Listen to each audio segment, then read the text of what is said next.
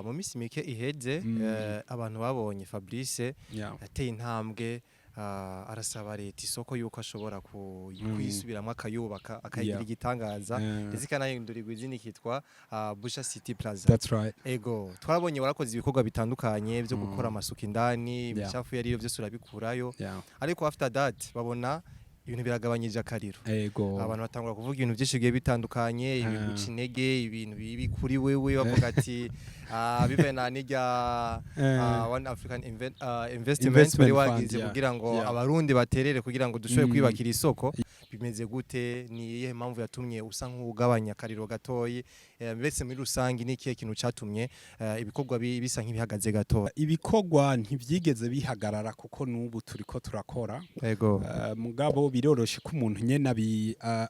abivuga uko avyumva canke ko yoba bibona. Twarakoze ivyo kuhasukura hanyuma tuca rero dusaba yuko hobaho amasezerano y'igikorwa nyezina kuko bijya vya mbere nkuko twari twagiye tubibabwira kwari kugira twerekere Leta ko dushoboye. Iyo kontra yari ya PPP mugabo iha uburenganzira ubaka Nation Group yonyene kuvyikorana hanyuma bien sûr ikaba finance na cyakigega kirimo twese nk'abarundi. Leta icisaba ko yoshiramwo nayo imitahe tuca twumvikana na Leta ati rero mu nzira yo kugira abanyamitahe tumaze kuja hamwe kugira ntibahave bamigwa kubera Leta urumva ni Leta kugira ntibahave bamigwa ati byiza nuko Leta itoza gushira umutahe mu kigega kubera ikigega dufise vision yuko tuzikorera n'ibindi tuzoja kuroba tuzoja ko investisa mu bindi tuzubaka amazu ati muri iyo nzira rero reka tuce tugira societe mixed ico twita societe de projet aho abanyamitaha bari babiri abari Leta na babanyamitahe cyakigega twese turiko turashiramwo abantu bavyumve neza. Abazanye imitahe ntibayijanye muri ubaka Nation Group. Hano bitahura nabi bibaza ati byose ngo ari Fabrice ngo ayo mahera yose ni Fabrice ngo vraiment no kuyihendako kuko mbo ababitahura neza n'abanyamitahe kuko ababivuga bose abakritika nta n'umunyamitahe bari nta n'umuntu turugira ngo yiyamamaje ngo twe no kuri ngo Fabrice yaturiye amahera ino nk'ivyo bisigurika ati rero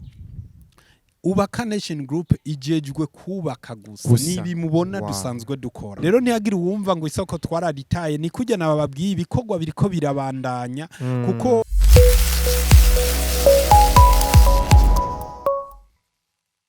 already know people on the mic against me one and only Janice for sure a cracking bike and Mr. Dream so hate no one live humble thing but believe in your big life and never get just focus on so ladies and gentlemen bakunze kuri complex nizere ko mukomeje kugira ibihe byiza si c'est la première fois ravyikiganiro kuri TV yacu making sure ko wakoze subscribe aha nkuko mubibona turi mu kabezi neza uri kuraja mu rumonge benshi murahazi umutumire wacu nawe Sondi ni CEO himself wa Ubaka Nation murazi ibikorwa vyinshi amaze kurangura ngaha mu gihugu cacu ciza cy'u Burundi yagerageza guteza imbere igihugu cacu mu bijanye no kubaka inyubako z'akataraboneka tutaba dusanzwe tumenyereye mu gihugu na cyane yuko aha twamugendeye ariho ari kararangura ibikorwa canke se village yiswe Lake View Paradise Estate. Ego reka tumwakire yongere atugandirize byinshi bigiye bitandukanye kugira ngo tumenye update zimugezweho ko twumva byinshi maze imisi bimuvugwa ko nawe arafise bishasha akeneye kutubwira kugira ngo tukomeze tugenda tugira ibihe byiza. Fabrice turaguha ikaze cyane kuri complex. Murakoze cyane ndabaramukije ndamutsa n'abakunzi ba Ukuri Complex. Make sure you share, you subscribe and God bless this channel. Ego Fabrice ikibazo cyambere mbano kubaza twahejije umwaka wa 2025 ubu turi mu kwezi kwa kabiri kuno mwaka wa 2026 ugerageje kuraba ibikorwa waranguye mu mwaka uheze naho nivyo wari wifuza eske byagenze uko wari uvyifuza canke se habimwe n'ama surprise menshi ibivyo utari uniteze ko bizogenda neza bivanye n'ibikorwa dusanzwe tumenyereye urangura muri rusangi? Urakoze mu 2025 twaranguye byinshi no vuga ati nyene twari twifuza tugira Imana uhora haratuja imbere indoto zacu zitandukanye arazishira mu ngiro hanyuma aranatunezereza kurusha kuko muri byinshi twaranguye ikintu kimwe novuga ati cyabonetse nk'amateka kuri twebwe ni kuba twarashizeho indoto twari dufise yo kurema microfinance. Iyo microfinance rero yitwa Money Financial Group tukaba twayuguruye mu 2025 mu mwaka uheze bikaba byaraduhimbaye rero novuga ati bitari bike byararanguwe ibitandukanye novuga ati muri make vraiment twaranezerewe uhoraho yaradufashije cyane. Ego turi hano muri kino kibanza kirimwo inyubakwa nyinshi zigiye zitandukanye zo mu bwoko butangaje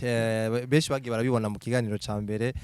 ni ibikorwa byari bitangaje gose ibikorwa bimeze neza cyane ubona ko ari inyubakwa z'akatarabonekana cyane cyane kari iterambere ridasanzwe ku gihugu cacu twari turagenda twunguka bimwe natwe tuzogira tugenda turata ntituzokomba turata vya bindi nyene bisa yuko haboneka bishasha tukomeza kurata. Fabrice tugerageje kuraba zino nyubakwa zose umaze kubaka ngaha mu gisagara ca Bujumbura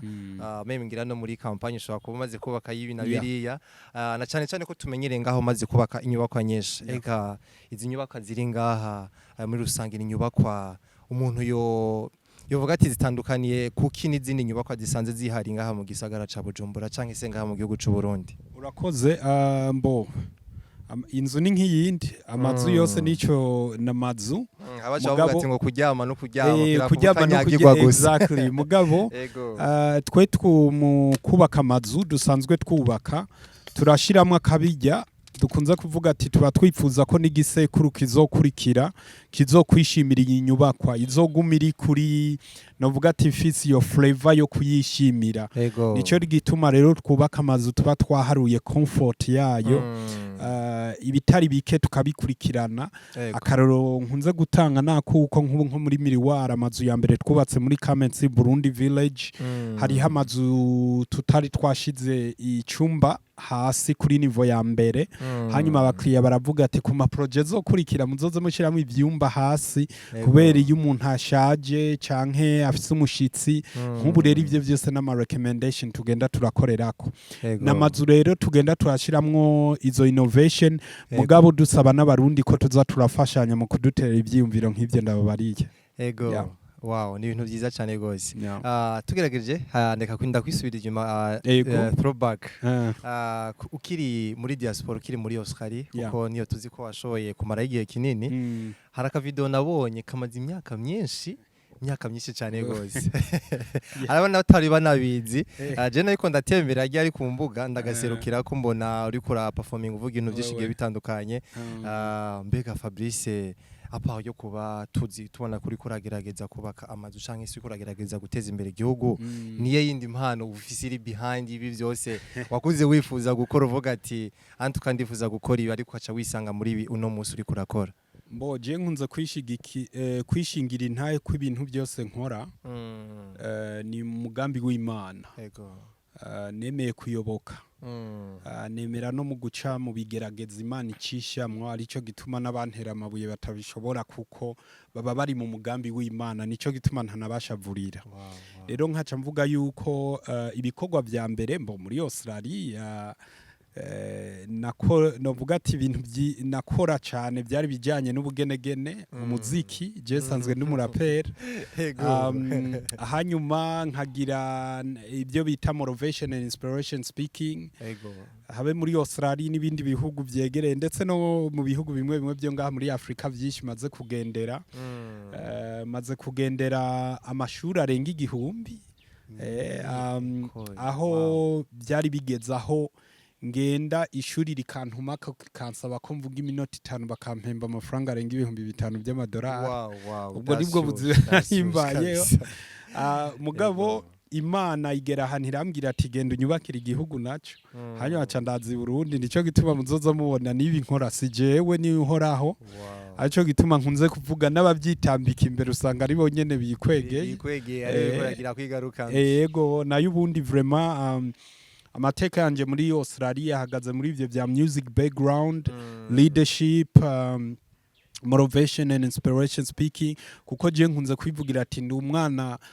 ndi umwana w'umurundi afise ibisazi byamugejeje aho yiyumvira ko aho amenya yuko ashobora guhindura isi yose. Rero jewe shoboye kuvuga ijambo rigahindura umuntu umwe imbere y'Imana nzovuga ati yasi narayihinduye. Ego ni ikintu cyiza cyane gose. Reka rero tugaruke ku bikorwa byawe usanzwe urangura bya buri munsi. Mu minsi mike iheze abantu babonye Fabrice yateye intambwe arasaba Leta Isoko yuko ashobora kuyisubiramo akayubaka akayigira igitangaza ndetse kanahindurigwa izina kitwa Buja City Plaza. That's right. Ego twarabonye warakoze ibikorwa bitandukanye byo gukora amasuku indani ibicafu yari byose urabikurayo ariko after that babona ibintu biragabanyije akariro. Abantu batangura kuvuga ibintu byinshi bigiye bitandukanye, ibintu cinege, ibintu bibi kuri wewe bavuga ati bibe na nijya One African Investment bari wagize kugira ngo abarundi baterere kugira ngo dushobore kwibakira isoko cyane cyane ko tubona ko igihugu kamwe kiba gikeneye isoko iri centrale. Fabrice bivanye naho ibikorwa bigeze uyu munsi abantu bakabona nta kintu uri kurakora ku isoko mbega bimeze gute ni iyihe mpamvu yatumye usa nk'ugabanya akariro gatoyi mbese muri rusangi ni ikihe kintu catumye ibikorwa bisa nk'ibihagaze gatoyi? Urakoze. Ibikorwa ntibyigeze bihagarara kuko n'ubu turiko turakora. Mugabo biroroshe ko umuntu nyene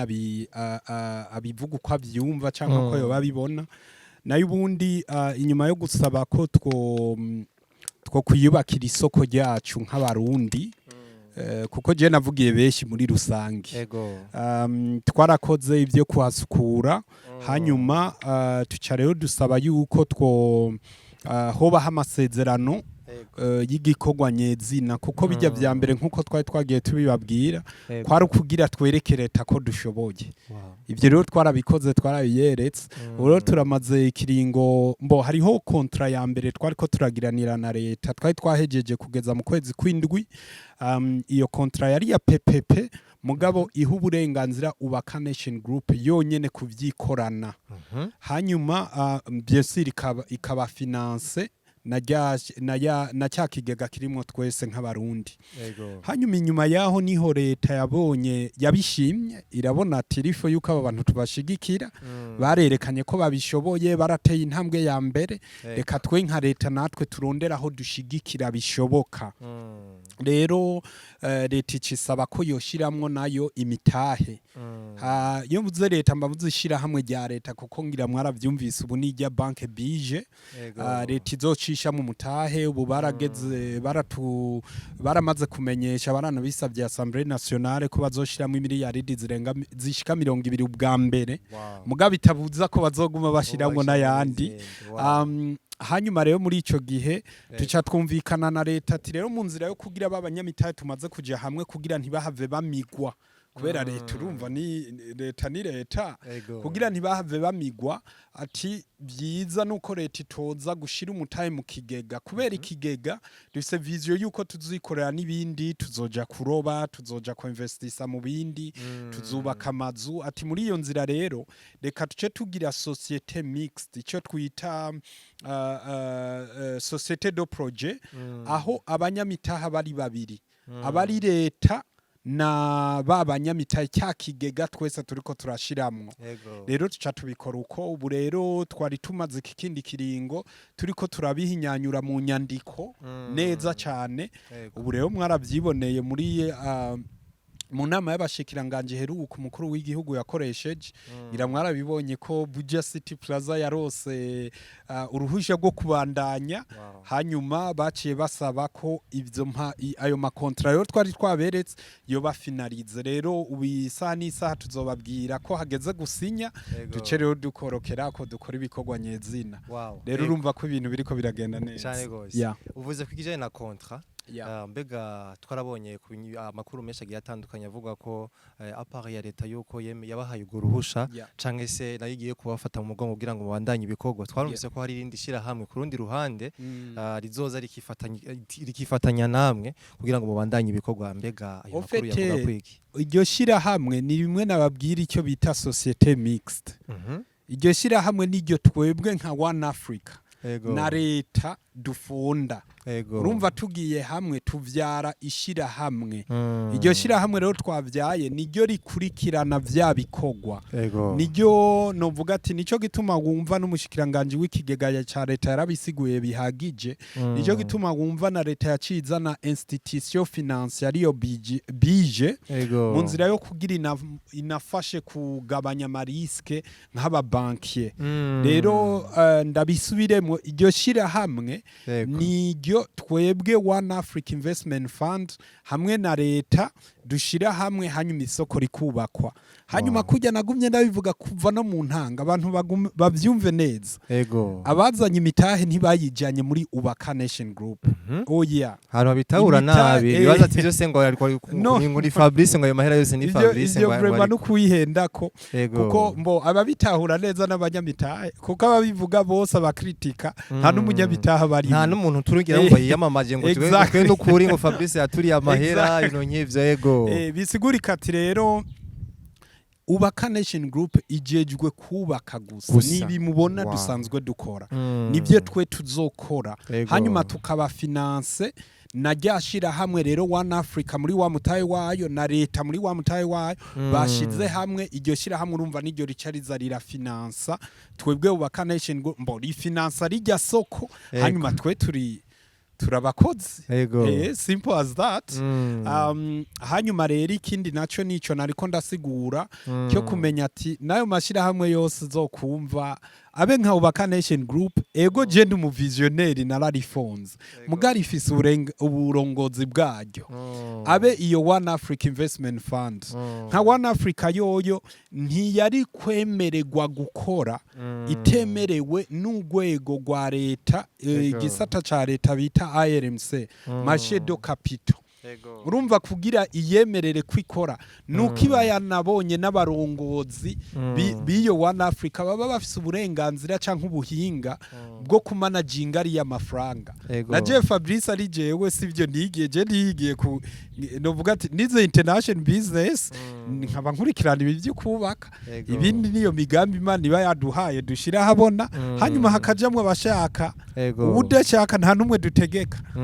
numwe dutegeka abantu bavyumve neza abo bose birigwa baravuga ya muhe uza gusanga ari mburakimaza atanumutaye bafisemo ego wow ni ibintu bidasanzwe cyane ariko hari abantu bacha bavuga ati Fabrice gute abandanya yubaka ibintu ngaha tubona yubakira ayandi mazu ariko isoko yakaba yarayitaye mbega Fabrice abantu nabavuga ngo nawe ntumvuge nkabo ninde yavuze ngo je narataye isoko siko mvuga nkabo ariko ibintu yabivugwa badukeneye kumenya ukuri kuye kuri kugira ngo abantu bamenye by'ukuri Fabrice nibasubize inyuma iki kiganiro nababwiye uko biriko biragenda ibikogwa vya mbere twakoze byo gusukura rijya chantier y'isoko ngira mwarabibonye byarakozwe hanyuma rero tuja mu byo twokwita administration byo gutegura ayo masezerano kuko ikintu cyose wokora ata masezerano guhuza n'uwo mukorana ni riske jero office abanyamitaye barenga ibihumbi 7 ubu bari muri One Africa bizeye ijwi rya Fabrice rero nanje nta na gato ino kwigera ngira rere yo kubata mu rudubi bisigurika ati rero nimbere yuko tujya muri iyo faze ya kabiri ya execution nuko amasezerano bari ngaha nabo bikenewe abashaka bakayabona rero ntiyagira uwumva ngo isoko twararitaye ni kujya nabababwiye ibikogwa biriko birabandanya kuko no kugira gusa twicarana na leta ni ibintu zo gusanga no kunegosia contrat byadutwaye hafi amezi 2 turiko turanegosia twe tugwanira inyungu zaba abanyamitahe bamaze kujamwo hanyuma na leta nayibona ko ibintu byubatse neza rero ibintu biriko birakogwa kandi ngira mwama mubibona habe no muri nk'akarero nako ndababwiye nk'inama ya nyuma yavuze kuri iyi projet yacu ni conseil de ministre yabaye ngira mwarabonye ko byaherewe uruhusha ego wow ni ibintu byiza cyane gose Fabrice yes sir bega yuri kurumva abantu bamwe tuba tuzi bamasi wama societe agiye atandukanye yigenga bavugira leta wigenga ukumva ko bavuga ibintu bigiye bitandukanye kuri wewe bivanye nuko twe abarundi twamaze kubona ko uri umuntu wazanye impinduka cyane yaba kubaka inzu z'ibitangaza yaba niki kintu gikomeye cyane novuga ko ari ikintu gikomeye cyane gose umuntu wese ashobora gutinya ko turabona abagwiza tunga benshi ngaha canke se n'abantu bafise imitahe yabo batari bwagira ico cyumviro cyuko bofata isoko ngo bayubake abantu bakaca bayiza bagenda bavuga ibintu byinshi bigiye bitandukanye kuri Fabrice yuko ibintu ngo ntavyazoshobora ngo leta n'ibimwaki ngo nta bushobozi afise ngo hari ndagiza azana abandi bantu ngo aterere kugira ngo bashobore kubaka isoko eske wumva abantu bavuga ngo Fabrice bivaye nuko wewe natwe n'abarundi benshi tumaze gutahura ico uri kurakora n'ibindi kintu wakira gute ugifata gute muri rusange urakoze abariko baratwumviriza baze bandika iki kintu ngira mvuge yego numugani uvuga ati umuheto ushuka umwampi bitari bujane bisigurika ati abarabamvuga nabi abarabamvuga uko bishakiye babifitiye uburenganzira yego mugabo uwo murundi yatahuye akaja kubishinga nakazi kiwe yego akarero twatanze nikijya nko muri kijya kiganiro ca mbere naberetse inyubakwa yayiguze inyuma y'umwaka n'igice tumaze turiko turubaka aya mazu amaze kuyunguka ko ibice birenga 150 kujana bisigurika ati none nk'uyo iyo yaca twagwa nabo bantu birirwa baravuga yamuhe urumva nawe baraba ariko urumva yariyungukiye ni babandi rero bariko baragura imitahe muri iki kigega ni kimwe nigeze kubwira abantu kandi n'ubu nzovuga twebwe nta muntu tujya kubwira ngo zana amafaranga ngo ibiki nibi twe tumushira opportunity imbere hanyuma yifashe let's go atayifashe tuzimubwira ati nitwiterera imbere ntuzujye imihari yo rero numvise abantu bivugira uko bashaka ababo muri societe civile nukuri bafitiye uburenganzira yego genda umuntu natamaze gutahura ko ivyo dukora ari umugambi w'uhoraho none ko bambuza bitazombuza ko mbyuka kuza kubaka yego none ko bambuza bitazobuza ko ndya ni kimwe mvuga ati haragowe rero batagira analize yabo kugira bamenye ukuri mugabo nico gituma ukuri complex nkamwe muca mwishikira kugira mwereka abantu inkuru y'imva yego Fabrice tuko turava muri ivyo haraba diaspora benshi tubazi ko abarundi bo bamaze gukwiragira isi biragoye ko ushobora kuja muri Europe canke se muri Amerika ushobore kubura umurundi hari abarundi benshi bafise imitahe bari hariya hawe uri mu diaspora ariko wamaje kugaruka ino kugira ngo ushobore kurangura ibikorwa ino turakeneye ubwire nk'aba diaspora bari hanze ni gute bashobora kuinvestisa mu Burundi ntibahombe kuko benshi batinya ajya amaperte ko aravuga ati je ni investisa muri bina biriya nshobora guhomba ariko rero nka Fabrice wo inararibonye maze kugira experience idasanzwe bivanye n'ibikorwa abantu bamaze kubona bamaze kurangora ni irihe somo canke se ni irihe message wobaha abantu afise uwo mutima wo kumva ko bo teza imbere igihugu mu kuinvestisa je message notanga yanditse muri Bibiliya ni yanditse ko ikintu cyose gifise umwanya wacu kandi n'abantu dufise ingabirano zitandukanye rero nk'ubu yo tuvuze investissement urashobora kumva uri hanze ngo utegerezwa ko investisa mu Burundi kumbe si yo ngabirano yawe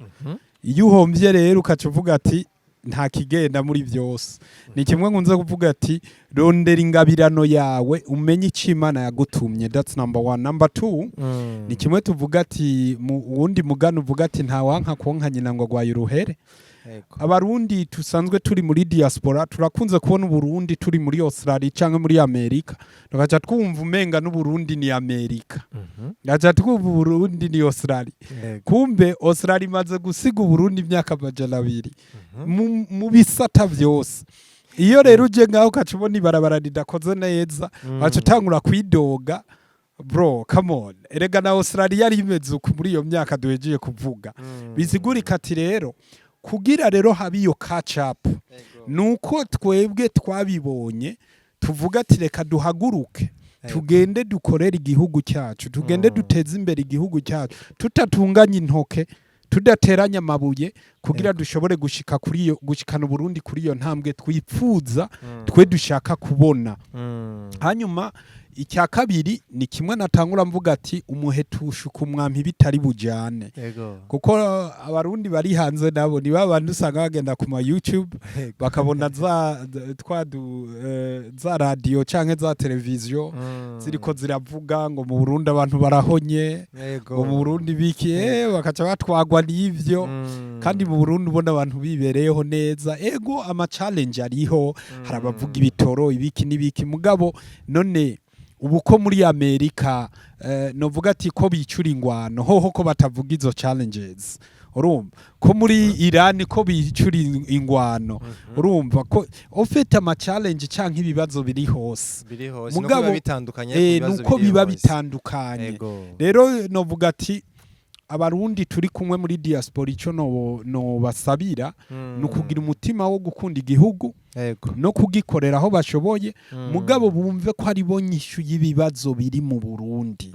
kuko nk'akarorero genda urabe nk'abajene ubu bariko bara second generation iri muri diaspora n'abajene uzosanga bakora mu ma corporate companies bazi ubwenge bashoboye urumva ni kimwe mvuga none wibaza je ngo ni je munyabwenge ko Fabrice wa mbere ndi ngaha mu Burundi cyane nari muri diaspora uravyo harabandi barenze ijana harabandi badenze ijana cyangwa ibihumbi bashobora gukora n'ibirutibi mugabe igikomeye kurusha ibyo byose ndiko ndavuga nugutsinda ubwoba rero ko gutsinda ubwoba ni kimwe cyo gufacing iyo risk kuko atangwa bivuga ati benshi baratinya risk none ushaka gutsinda utagwaye bisabwa ati nje no shobora guhomba ushaka gutsinda utagwaye ushaka kujya utatetse urumva rero nivyo yego wow ni message ikomeye cyane rero abari badukurikiranye nk'aba diaspora canke se n'abandi banyamitayega urashobora no turazi ko hari n'abashobora gukora bigakunda bari ino bateno muri diaspora cyane gose agakorera imigambi no kandi bigatera imbere gose kasanga bayoriza gusumbura muri diaspora ni jewe akaroro ni jewe yego Fabrice turi mu ntango z'umwaka turi mu kwezi kwa kabiri mbega uyu mwaka bivanye n'ibikorwa wamaze gutanga utarashobora guheza mbega abarundi bo kwitega iki muri rusange nk'ibindi bishasho bafitiye apart yibi basanzwe babona utaraheza n'ibindi ngira wamaze gutanga ukabereka ati kunuku bizogenda uko mbega nizihe zindi projet ufitiye igihugu uno mwaka muri rusange bitandukanye n'indi myaka urakoze muri uno mwaka mbo ama projet najye nyene mwama mubona ni terambere nije tuvuga mugaji ubungeza aho mvuga ati harahiriwe abariko barirukira kijya kigega ca One Africa Investment Fund harahiriwe abamaze kuronkamwo imitahe ya mbere harahiriwe abo bose bavyumva bakaza biruka kuko nk'umugambi wa Buja City Plaza n'umugambi mutoyi cyane mu migambi twipfuza kurangura muri kijya kigega rero nk'ubu ni nk'ubu hari yindi migambi mwumvise novuga ati abayumvise bazona batazovyemera mpaka bavyiboneye rero nkavuga ati mu migambi myinshi turiko turaraba turiko turayitumbereza muri kijya kigega kuko jewe ndi umuntu nipfuza kandi nemeza ko duteye imbere twotera imbere twese imibereho y'abarundi je ndipfuza ku buryo uriya muyeda ari karaponda isima azogira indoto rimwe yo kuja gutembera i Dubai azogera ahantu akagira indoto yo kuvuga ati mbega kuri ni ndege nanje birakunda ivyo rero bikunda tugiye hamwe tugakora imigambi duteza imbere twese ivyo rero muri ivyo bihugu twabayemwe habe muri Australia habe muri Amerika ni muri iryo terambere uza gusanga ari terambere rikora kuri bose pana hahandi uzabumva ngo ijya banki ni ya kanaka ngo ijya microfinance ni ya kanaka ngo ijya assurance ni ya kanaka no duteye imbere dutera imbere twese aco gituma rero n'iyindi migambi kandi myiza nababwiye yose uburi yo kutumbereza muri One Africa Investment Fund kuko rijya niryo terambere kandi novuga ati je ndoto yanje ni yuko tuzogera hano Murundi ahembwa no kwitwa Murundi tasyoje ego Fabrice ariko bife ko dusozera kino kiganiro uri kuvuga yo One Africa Investment eske ku investisamwo inyungu yavyo ihagaze he abantu ari jambe banavyumvise ariko nk'abasanzwe bavyumva ugasanga ntibabitahura neza bashobora gutahura gute ko ari inyungu kuri bo mu gihe bo babashizemo imitahe yabo. Urakoze cyane. One Africa Investment Fund ni banke nk'izindi. Yego. Mugabo yoyo iruta izindi banke. Bizigurika tuno munsi utwaye amafaranga yawe kuyabikisha muri bankobo. Amafaranga bazokungukira inyungu kanaka mwumvikanye kesha bari bici 8 kujana canke 6 kujana bivanye nayo ushizeyo. Mugabo uwo bazoyaha kugira aje nawe kubungukira ntawuzi. Ni nkuko we usubiye ubwo nyene baca bakubwira ati twungukira ibice 15 kujana. Now One Africa Investment Fund abazanamwe imitahe bo bayizana project ugiye gukora bayizi. Hacho gituma wumva nko muri One Africa Investment Fund project yacu ya mbere abazanye imitahe ya mbere n'abazobandanya kuyizana kiretse duhinduye tukababwira yindi project ari bijanye na bijya by'isoko rikuru rya Bujumbura ijya Buja City Plaza. Hanyuma icyo kigega kikaca kigira rera yandi masosiyete acungera bwa butunzi. Hariho twovuga nka banko bubu niyibitsa ry'amafaranga yose. Ni nayo inagarda kuraba bisigurika ati rero nkuba amafaranga twatoje nayo kubaka isoko rikuru rya Bujumbura. Abejewe FABLICE canke wari we wese ntidushobora kuyatora ngo tugiye kuyubakitsa amazu mu Kabezi, ibyo ntibibaho. Kubera iki? Hari babandi bose bayacungera bategerezwa kuraba ko igikogwa yahamagariwe arico agiye gukora. Ico ni cyambere. Nayo ubundi inyungu irimo ni kirenga kuko nk'inyungu ya mbere kuri iyo One Africa Investment Fund ni inyungu yo kuri Buja City Plaza. Rero ijya Buja City Plaza no wo kwibaza ati none i project nk'ijya hari uwari we wese atobona inyungu irimo, hari uwari we wese atabona inyungu izovamwo. Rero urumva ko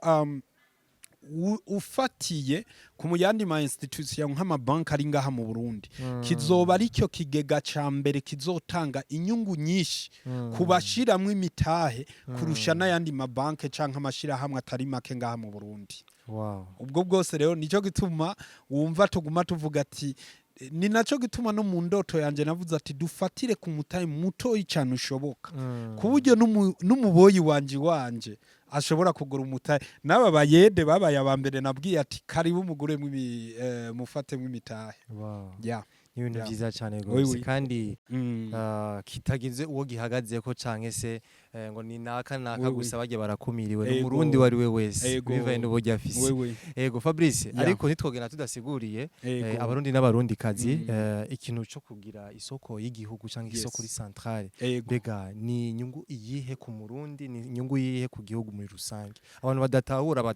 babona umenga ni ibintu bisanzwe, babona umenga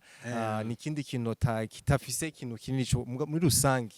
Kuri wewe ni ikintu kimeze gute muri rusange kugira isoko y'igihugu? Isoko y'igihugu ari ryo rya soko rikuru rya Bujumbura ujya wari umutima w'igihugu kuko baravuga neza abahinga babivuze numvise yuko igihe rihiriye ekonomi y'igihugu yarakorotse ibice birenga 20 kujana au niveau y'igihugu cyose. Urumva nk'ico gihengeri canke uko guhomba canke uko guhenuka kw'abarundi ko ari kiguma gikomeye cyane. Now uravye ukuntu twateguye Buja City Plaza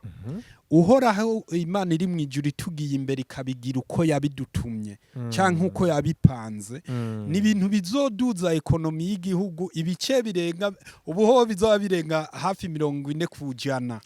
Urumva muterambere ry'igihugu kuko rizoba ari ihuriro kandi ukuntu dushaka no kubikora ni isoko rizoca riba ihuriro